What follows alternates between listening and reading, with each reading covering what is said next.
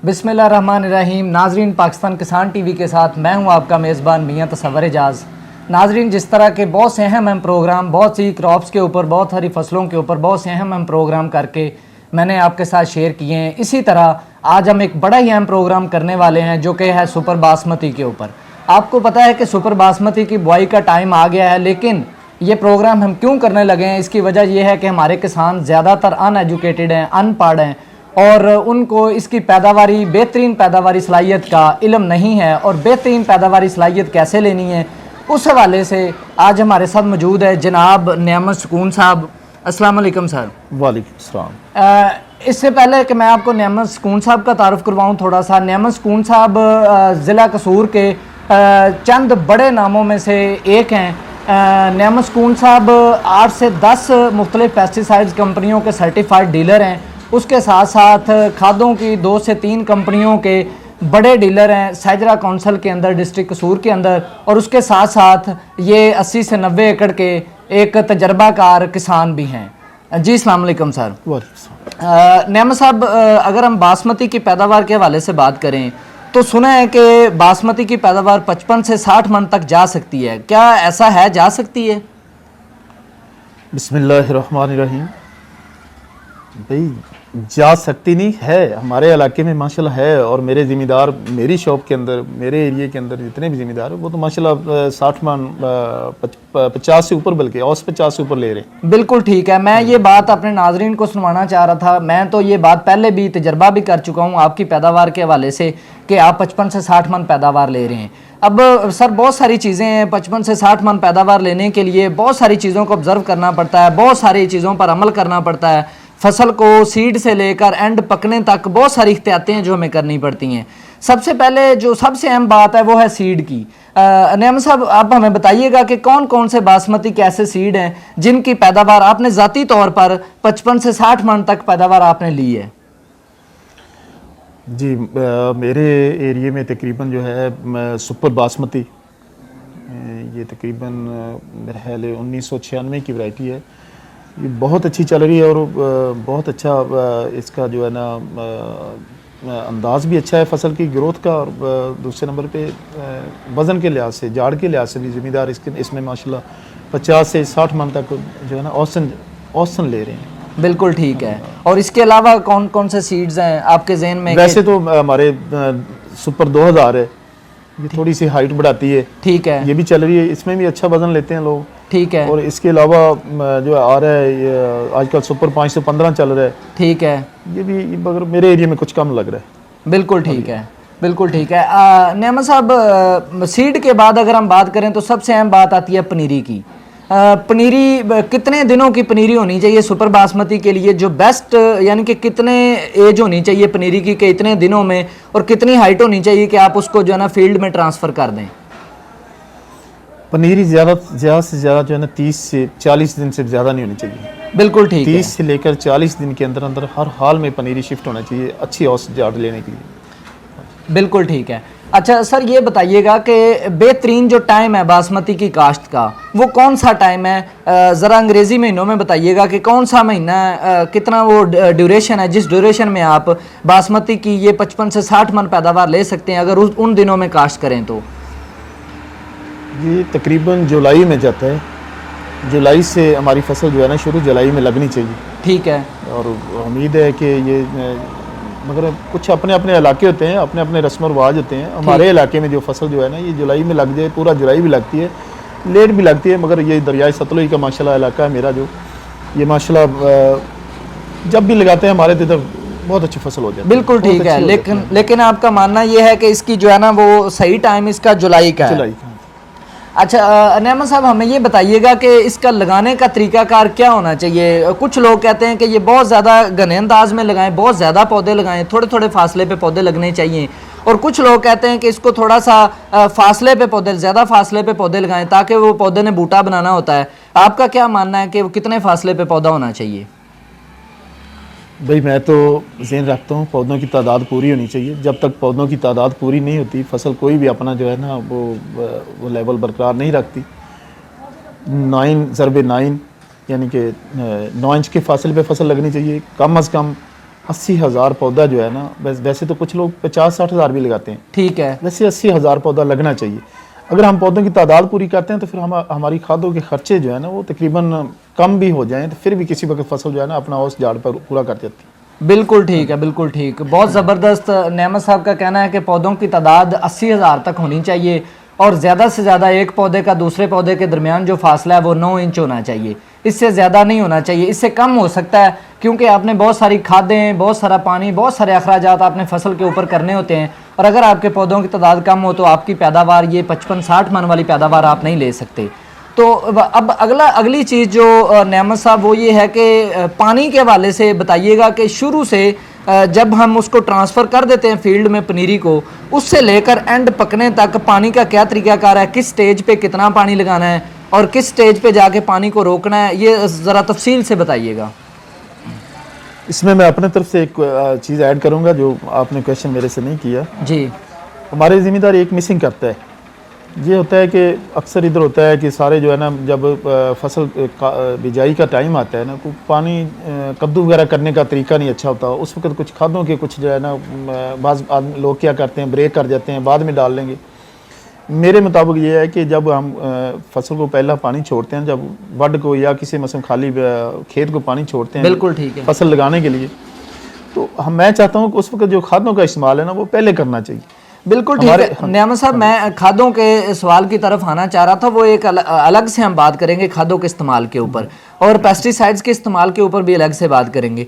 आप प्लीज़ ज़रा तफसील से पानी का इस्तेमाल बताइए शुरू से एंड तक फसल के पकने तक। बहुत ज़्यादा पानी जो होता है वो तो ठीक नहीं होता, अक्सर ज़मींदारों में ये भी खामी नोट की जाती है कि फसल को बेतुका पानी, ज़रूरत से ज़्यादा पानी लगाए जाते हैं। फसल को मूंजी की फसल को मैं तो चाहता हूँ तकरीबन पहले जो होता है ना 20 से 25 दिन ये बाकायदगी से पानी खड़ा रखना चाहिए। ठीक है, 20 से 25 दिन यानी कि इसके अंदर पानी खड़ा रहे, ये लाजमी खड़ा रहे। हाँ जी। और उसके बाद इसके अंदर क्या होता है कि जड़ी बूटियां जो होती हैं कुछ ज़मीन के अंदर वो पहले की होती हैं वो गल सड़ जाती हैं, कुछ बीज गल सड़ जाते हैं, उसके बाद में ज़मीन को जो मूंजी की बासमती की फसल है इसको पानी कम देना चाहिए। बिल्कुल, उसके बाद पानी कम कर देना। बहुत ज़्यादा पानी लगाने से इसकी बहुत ज़्यादा हाइट हो जाती है और भी बीमारियाँ भी कुछ ज़्यादा हमारे नज़रिए के मुताबिक बीमारियाँ ज़्यादा पैदा होती हैं। बिल्कुल ठीक है, बिल्कुल ठीक है।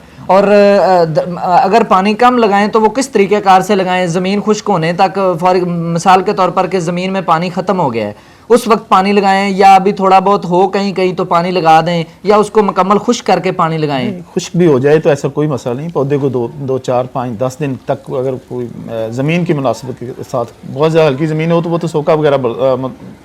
बिल्कुल ठीक है, यानी कि अगर ज़मीन भारी ज़मीन है तो उसके अंदर ये होना चाहिए कि आप 8-10 दिन का वक्फा भी डाल सकते हैं, यानी कि 2-4 दिन ज़मीन खुश्क भी नज़र भी आ रही हो कि पानी नहीं है तो फिर भी कोई मसला नहीं है। बिल्कुल ठीक है, बल्कि आपका कहना है कि उसमें उसको पौधे को, तने को हवा मिलती है, उससे ताकत मिलती है, हमारी फसल सेहतमंद नजर आती है। बिल्कुल, उससे सेहतमंद फसल नजर आती है। और नेमत साहब एंड की जो आखिरी स्टेज है, आखिरी स्टेज पे ज़रा बताइएगा कि पानी का क्या तरीकाकार होना चाहिए। जब दूधिया बन रहा होता है उस वक्त पानी का तरीकाकार क्या है, और जब आपने फसल को काटने के लिए तैयारी करनी है तो उस वक्त क्या तरीकाकार है, कितने दिन पहले आपने जो है ना पानी रोक देना है? भाई ये तो मेरे ज़मींदार सारे ही बहुत अच्छे तरीके से जानते हैं। फसल को जब तैयारी के मरले पे आती है उसको कम अज़ कम अपनी ज़मीन की मुनासिबत की नज़र से जो है ना पानी को 20 दिन पहले बंद करना चाहिए ताकि फसल कटाई के वक्त अगर मशीन से भी कटाई जाती है तो वो भी चलनी आसान हो जाए। बिल्कुल ठीक। अगर आप खुद कटाई करते हैं तो वो भी ज़मीन अगर खुश्क होगी तो अच्छे तरीके से कटाई हो जाएगी। बिल्कुल ठीक है, बिल्कुल ठीक है। कम अज़ कम 20 दिन पहले पानी बंद करना चाहिए। कम अज़ कम 20 दिन पहले पानी बंद करना चाहिए।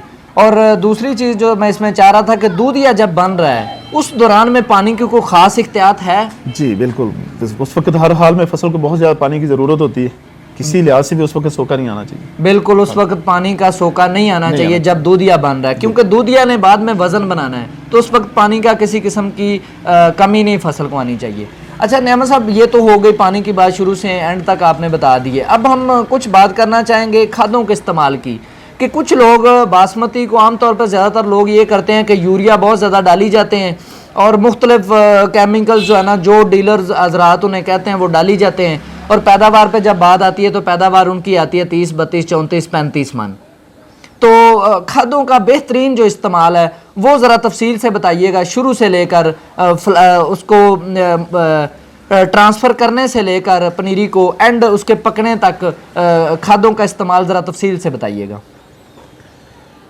एज ए फार्मर मैं तो ये कहूँगा कि जो मैंने सीखा है वो तो ये है कि जब हम ज़मीन की तैयारी करते हैं, जब कद्दू करते हैं, ज़मीन को पहला पानी छोड़ते हैं, तो मैं उस वक्त मेरा तरीका ये है कि मैं जो खाली खेत जब पड़ा होता है उसके अंदर एक बैग DAP और कम अज़ कम एक बैग SOP या MOP।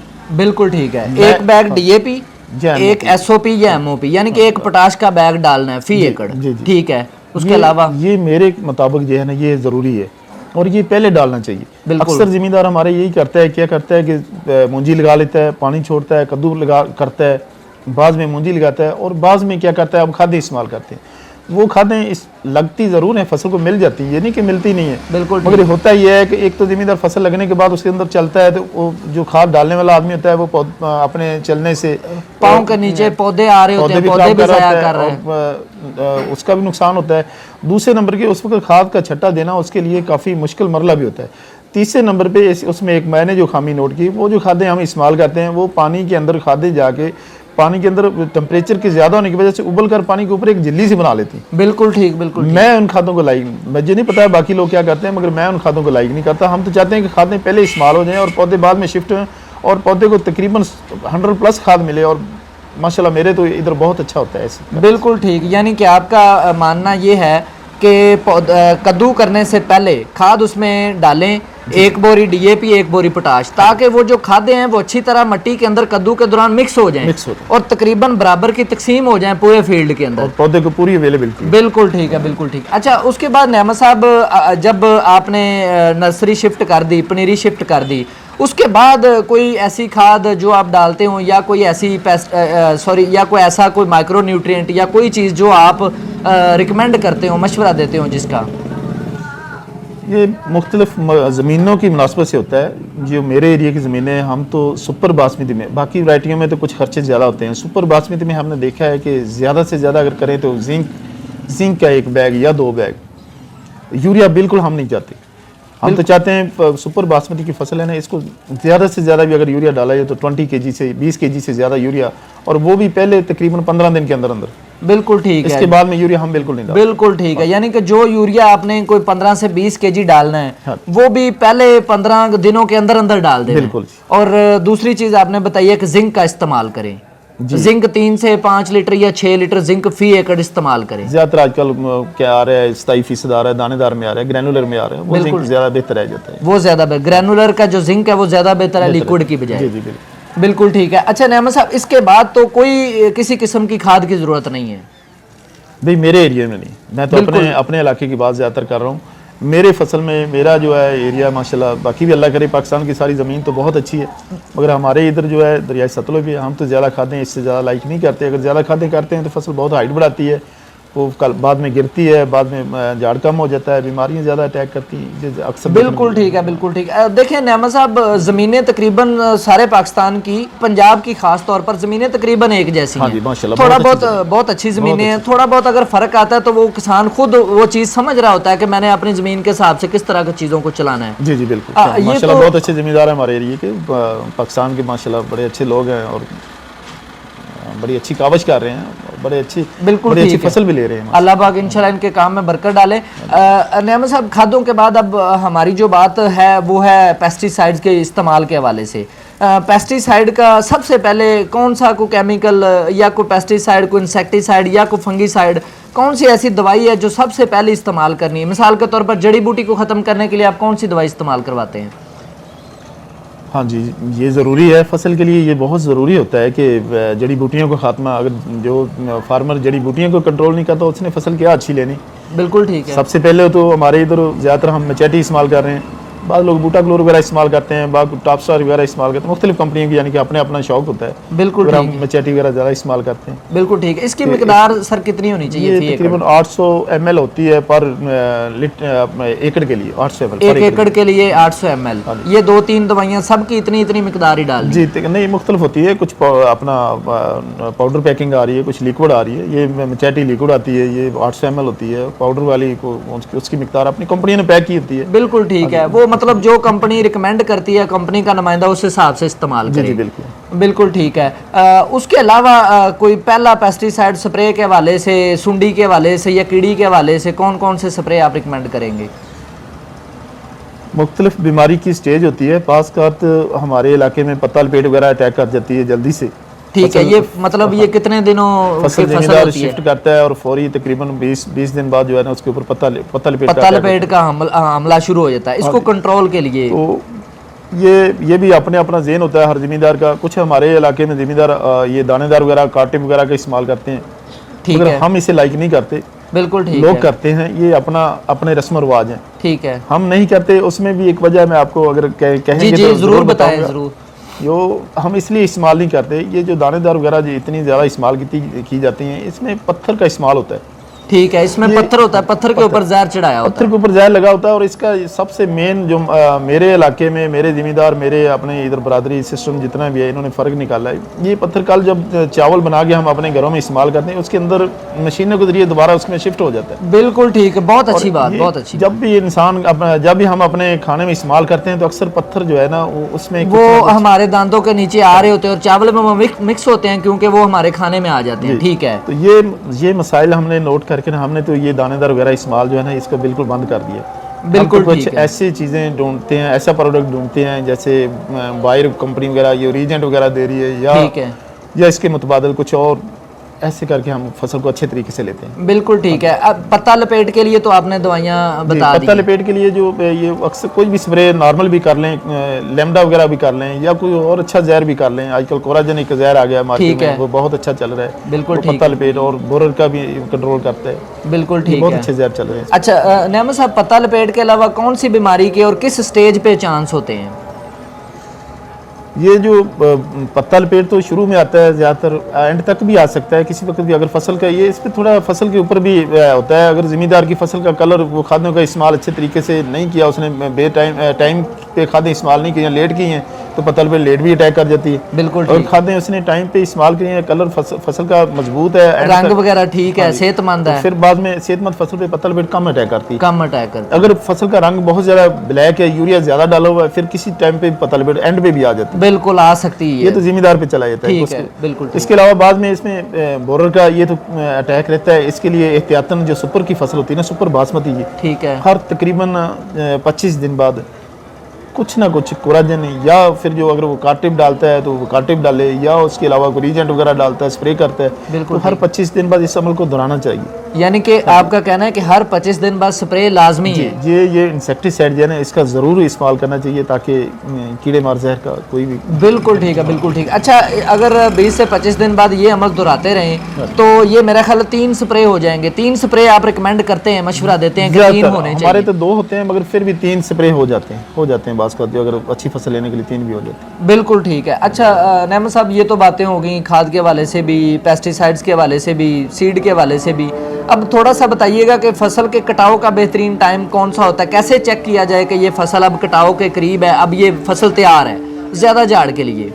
माशाल्लाह ये हमारे ज़मींदार बहुत एक्सपर्ट हैं। ये फसल जब भी पक जाती है ना तो वो हमें वैसे ही ओवरऑल पता चल जाता है हमारी फसल तैयार हो गई है, और इसका कलर नज़र आना शुरू हो जाता है कि थोड़ा जर्दी माइल यानी कि हो गया है, फसल तैयार है। दाना सख्त हो गया है, बल्कि 80% दाने जो है एक मुंजर के अंदर जो है ना वो सख्त हो जाते हैं। बिल्कुल, तकरीबन 10% दाने जो है ना वो लगते हैं, मगर वो भी ठीक होते हैं, वो भी कटाई के 1-2 दिन के अंदर ठीक हो जाते हैं। हाँ, क्योंकि इसमें नेमत साहब मैं ये सवाल इसलिए पूछ रहा हूँ क्योंकि इसमें बहुत सारे किसान ऐसे हैं जो फसल गिरा बैठते हैं, उसमें दाने गिरना शुरू हो जाते हैं ज़्यादा पकाव की वजह से।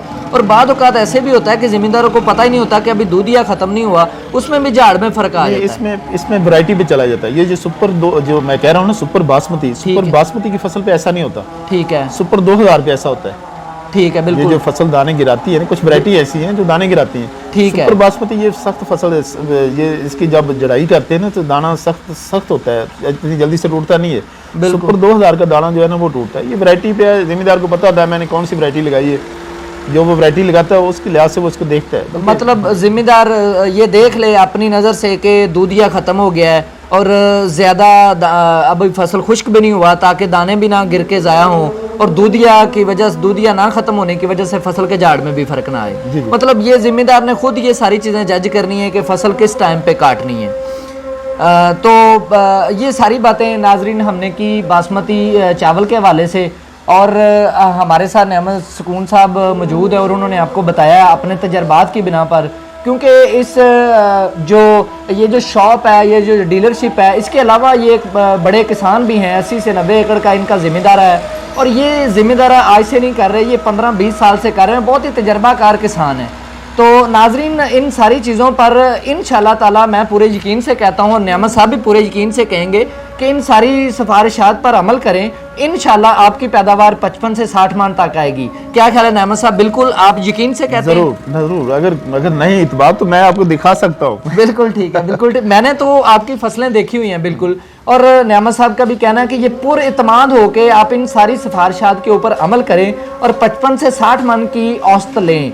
अगर मजीद किसी भी किस्म की आपकी इन्फॉर्मेशन की ज़रूरत पड़े, मालूमात की ज़रूरत पड़े, तो स्क्रीन के ऊपर व्हाट्सएप नंबर भी आ रहा है, नेमत साहब का भी व्हाट्सएप नंबर मैं डाल दूंगा और अपना भी, मेरा भी व्हाट्सएप नंबर आ रहा है। तो किसी भी वक्त आपको किसी भी किसान भाई को हेल्प की ज़रूरत हो तो ज़रूर हमसे कॉन्टैक्ट करें, और नेमत साहब इंशाल्लाह आपको बेहतरीन मशवरा भी देंगे, क्योंकि एक तजर्बाकार किसान है और डीलर भी हैं, सारा काम ये बेहतरीन तरीके से मैनेज करना जानते हैं। तो नाजरीन, अगर आपको हमारी वीडियो पसंद आई है तो प्लीज़ हमारे चैनल को सब्सक्राइब कीजिए, हमारी वीडियो को शेयर कीजिए और वीडियो को लाइक भी कीजिए, ताकि ज़्यादा से ज़्यादा किसानों तक हमारी बात पहुंच सके। बहुत शुक्रिया नेमत साहब। किसान जिंदाबाद, पाकिस्तान पाइंदाबाद। बहुत शुक्रिया।